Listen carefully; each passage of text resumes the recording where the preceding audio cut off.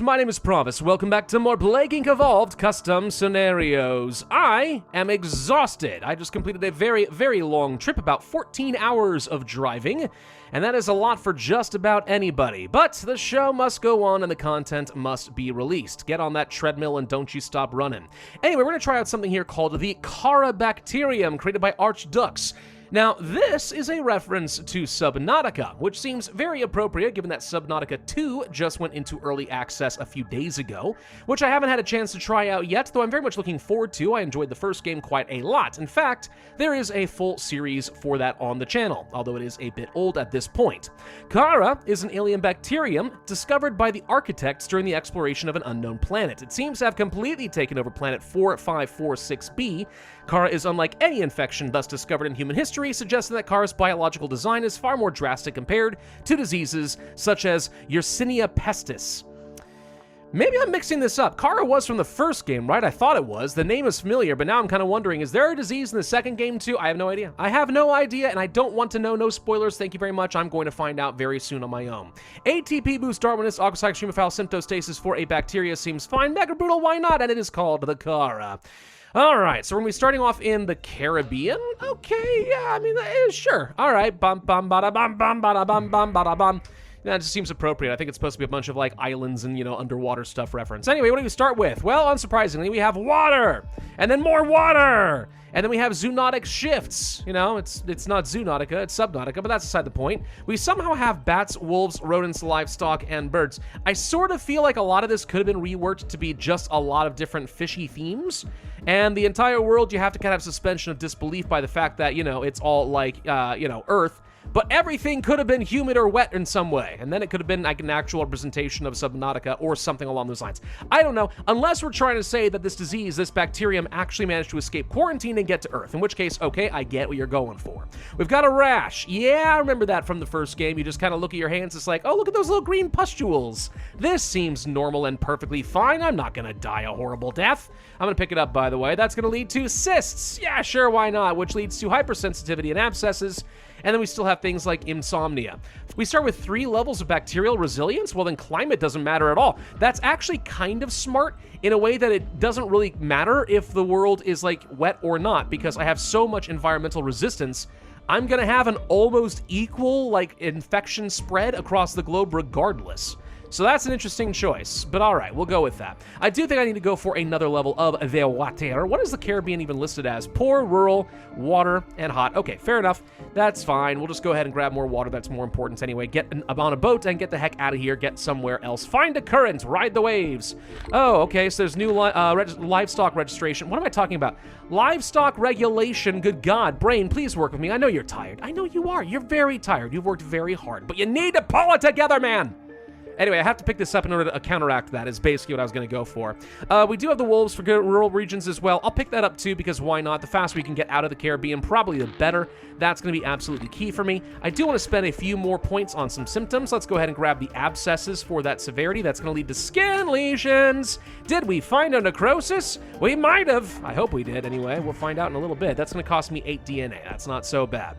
So a couple things have been rearranged. I was going to say the symptoms look pretty generic, but it looks like the access is going to be a little bit different, and it looks like things have been rearranged so the skin lesions come down, which makes sense. It seems to me like skin lesions absolutely should go with those pustules. That's fine. But then I see things like inflammation, paralysis, and stuff like that, and a lot of this is very much the same. Turns out, by the way, skin lesions does not lead to necrosis. Well, that just makes me sad. Okay, maybe we'll find the necrosis later or something, after the immune response and stuff like that, the immune system infections or whatever, I don't know. I'm too tired to be recording any of this right now, but again, I just gotta try. You'll have to pardon me. Maybe give me a thumbs up or something just as social support, because, God, would I be doing this if I didn't love you guys? Would I? Would I be doing this if I didn't love you? Maybe. Maybe, just out of sheer principle, but also probably not.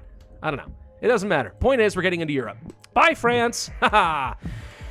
I don't know. Anyway, yeah, why was I driving? There's a long story to that, and, well, maybe I'll get to tell you an answer on this soon. It really depends on if I get a very important phone call in the next week or two. If I do, then that's awesome. If not, then you don't need to know anything. Let's go ahead and grab the drug resistance plus a couple levels of cold resistance, just because since we did start in the Caribbean, that is a hot country, which means we are not going to have very much resistance to the cold. Although, now that I say that, the bacterial resilience will probably do basically the same job for me anyway, won't it? So in that case, actually, drug resistance level 2 is a much higher value option for me up front before the genetic drift becomes simply impossible to work around. I'm going to grab some birds for a bit of extra land transmission, just help me spread in a few other places around, let's say Africa and stuff. How's the spread? Missing quite a few islands over in the southeast, plus, of course, the Caribbean, Iceland, and so on. The more we can spread in places like Africa, probably the better. I'm debating we want to go for insects. We might. I may also want to go ahead and grab the Air 1, just because, again, more arid options and stuff like that. There we go. Starting to see everything working for me now. Okay, now we got a lot of DNA coming in, too. So we did get the immune suppression. That is a little lethal. That's going to lead to pulmonary fibrosis. That's good and all. Let's get insomnia, paranoia, seizures. Is that going to lead to, like, coma? Are we going to get insanity? Maybe. Debating whether this is worth it. That may be more severity than I need at this point. We've kind of gotten pretty far here. Could go for the drug immunity. I'm going to grab another level of cold resistance just to make sure we're not going to have any issues, though I think we should be able to spread pretty effectively in places like Russia, Norway, and so on. So now we're just missing New Guinea, plus we need Madagascar, plus we need Greenland. Beyond that, everything looks kind of reasonable here. I'm going to go ahead and grab another level of water then in that case. Why not? A lot of the places I care about are still considered to be humid or wet, and more boat transmission options is still going to be good. I'm just now starting to see a bunch of ports getting shut down, so that is a thing. Lots of DNA to work with. I'm going to have to start ramping things up here, whether I like it or not. So let's go for paralysis and then coma. That's not very lethal. Total brain death. Oh, that's something new. Comprehensive replacement of brain cell DNA triggers massive immune response, leading to complete and irreversible loss of brain function. That sucks. Seizures, insanity. Good for the cure. Yeah, I'm just looking for any options there to make it a little bit harder for that. Ah, no. We don't want that yet. Do not need the total brain death this exact second. We got it in New Guinea. The boat leading from Saudi Arabia into Madagascar is not going to be an option. Greenland's a thing. Oh, we got into Madagascar. Yeah! We got into every country. All right, now we can do total brain death, but first let's just fish for a second and see if we can find necrosis. Insanity is still useful for me. Pulmonary edema, blah, blah, blah. I mean, we have enough infectivity. We'll be okay, right? We'll go ahead and pick up the total brain death. We probably won't kill too fast in places like Madagascar and Greenland, but let's keep an eye on that, because if I'm wrong, then that's going to be GG for me, and nobody likes that. Could go for drug immunity at 51 DNA points, but that is a smidge on the excessive side. What, Greenland is just cold. Like, there's literally nothing else to be done about that. It's just cold. Could go for insects, good for the hot climates and stuff like that. I don't know. I feel like it's okay to go ahead and get things like the pulmonary edema that leads to systemic infection, more lethal, but also a bit more infectivity is perfectly fine. Cure is sitting at 25% complete. Total organ failure just went down. We have Khar now killing way too fast. How are we doing in Greenland? Still okay. How are we doing in Madagascar? Still okay. How are we doing in Sweden? Still okay. I think we're completely fine. That's what I've come to, is we are completely fine. We'll go for some genetic hardening. We go for a hardened reshuffle, significantly harder to cure and also slows down the cure research speed. Well, sure, if it's basically the same thing as a genetic hardening, but also reshuffles things a bit, that seems fine. Set it back by only like 5%, but I mean, that's all right. So, Greenland, how you doing there? You're kind of barely ticking along. Just to make sure we don't screw this up, let's go ahead and get rid of the total organ failure.